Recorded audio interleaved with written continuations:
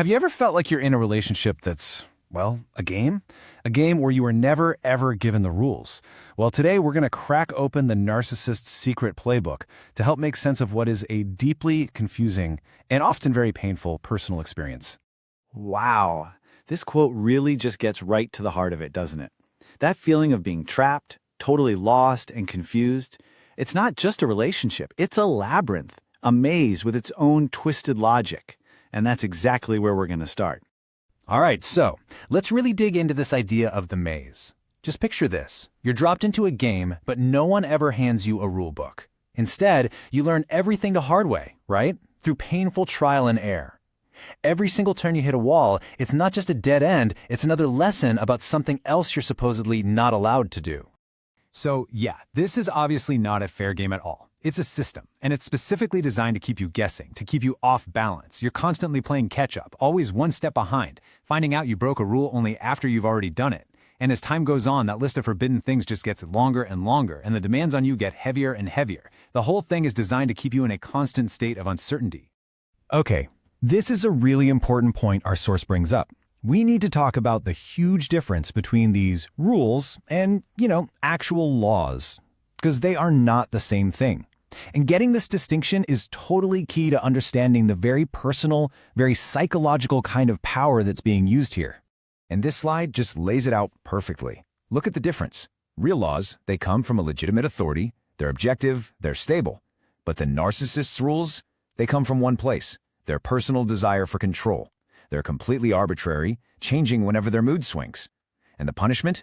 It's not a fine or jail time. It's psychological. It's personal. We're not talking about justice here. We're talking about tools of power, used to build a tiny little kingdom where they are the one and only ruler. So with that in mind, let's look at the first chapter in this messed up rulebook. The special rights that the narcissist claims exclusively for themselves. This is exactly how they build their throne at the very top of this little world they've created. I mean, just take a second and read these.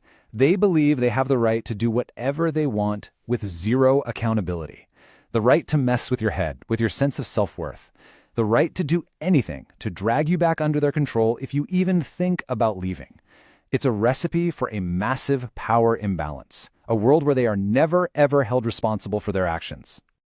Okay, so that's their side of the rulebook. Now let's flip it over and look at your side. And when you see the total freedom they give themselves, this long, suffocating list of things you're not allowed to do, well, it hits even harder. This is where you really start to feel the walls of that maze closing in around you. Look at this list. Do you see the pattern here?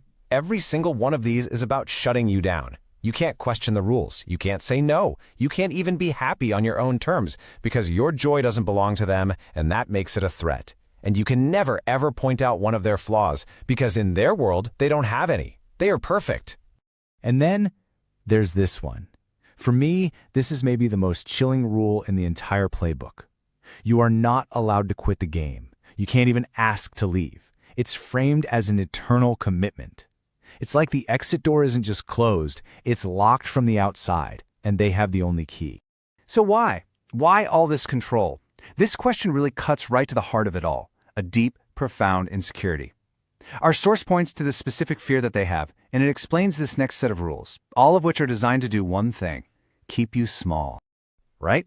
So you're not allowed to be brilliant, you can't even ask for your basic needs to be met, and notice the last two. No new friends, and don't give your energy to anyone else, not even your own family. It's all about isolation. It's about making sure you never, ever outshine them. If they can cut you off from everyone else, they can control the narrative. They can make their reality the only reality. Your energy, your success, all of it becomes their fuel. It's what keeps their fragile sense of importance propped up. So, if all of this is the game, what's the one move that's absolutely forbidden? Waking up, realizing what's actually happening. That is the ultimate taboo, because the moment you see the game for what it is, you stop playing, and that breaks the entire thing. And our source breaks down this awakening into 4 powerful stages. It starts with the poison mixed with honey phase. You know, when things are bad, but then they're good, and it's all so confusing. Then comes stage 2, the awakening. That aha moment. The black cloud just lifts, and you finally see the bitter truth. Now, this is usually when things get worse. The mask drops and you get the poison without the honey. But And this is so important, this is also when the Survivor Project begins. You stop trying to figure them out and start focusing on healing yourself. This right here, this is the real turning point. You're done playing their game. No more running away from problems. You stand your ground. You start demanding your rights. The source uses this incredible image. You become a mirror. You just reflect their own behavior right back at them. And that's when you start writing your own rules. Rules based on respect and strength, not on control. Now, as we're wrapping up, our source gives a really, really important warning. And please listen to this. This information, this playbook, it's for you. It is not a weapon to be used against them. Do not send this to them. Don't confront them with it. That could be incredibly dangerous and make things much, much worse. So what's the takeaway from all this? Knowing the rules isn't just about knowing. It's about empowerment. It's about finally having a map to a maze you were forced to navigate blind. And now that you have that map, you get to decide where you go from here. What's your next move?